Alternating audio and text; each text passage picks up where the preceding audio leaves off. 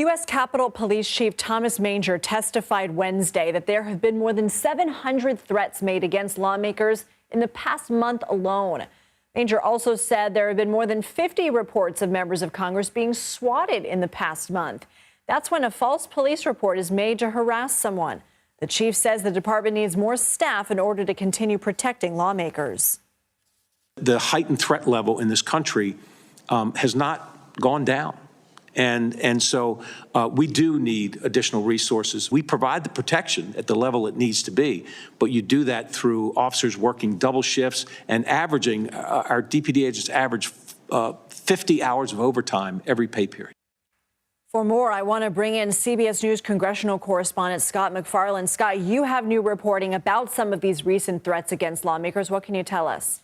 Yeah, that's the Capitol Police Chief in his normal measured tone, Lindsay, but in his measured tone, he is raising all kinds of red flags and trying to blare a siren of warning that there are some issues here. This is an elevated threat level, which by our latest CBS News reporting is between 7,000 and 8,000 threat investigations involving the Congress or the Capitol just this year, just in 2024. That is bonkers. It's also an enormous tonnage for dozens of agents the Capitol Police have to chase down these threat investigations. Think about a pile of work, you can't get to the top of it. This is one of those piles they're at risk of having when they have this many cases coming in and only so much manpower. What are some of these cases? We know a lot of this has manifested itself in the form of death threats. The Democratic congressman from North Carolina, Wiley Nickel, told me he has received a series of death threats to his office just in the past few weeks after he issued a critical statement about Donald Trump. And it's not the congressman taking those calls. It's the junior staffers and the interns getting menacing calls and menacing death threats when they answer the phone.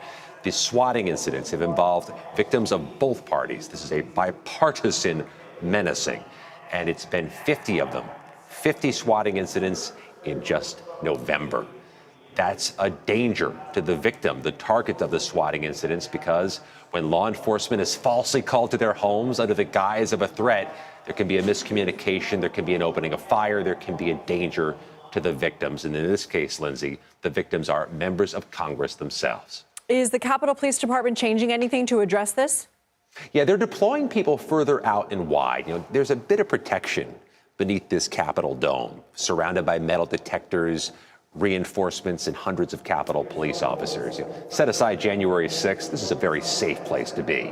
But members of Congress may feel more vulnerable at the airport, on the road, in their district offices, which, Lindsay, sometimes it's in a strip mall next to a Chipotle or a Subway, not the most heavily fortified building. They're looking to put more Capitol Police out and about in the country to protect members when they may be more vulnerable, when they're not beneath the protective dome. Wow, a lot to think about there. Scott, before we let you go, there's a new report by the Justice Department Inspector General revealing the FBI missed a basic step in its intelligence efforts ahead of January 6th, 2021.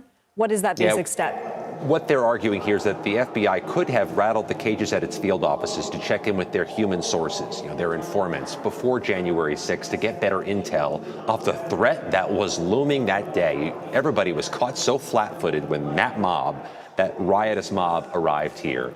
The FBI has already looked through where some of the pitfalls were, where some of the mistakes were made. Lindsay, that's one of them. They could have rattled the cages down at the little field office levels in the cities across the country to see what are your sources telling you, what risk does Washington hold on a day that Donald Trump said would be wild in advance.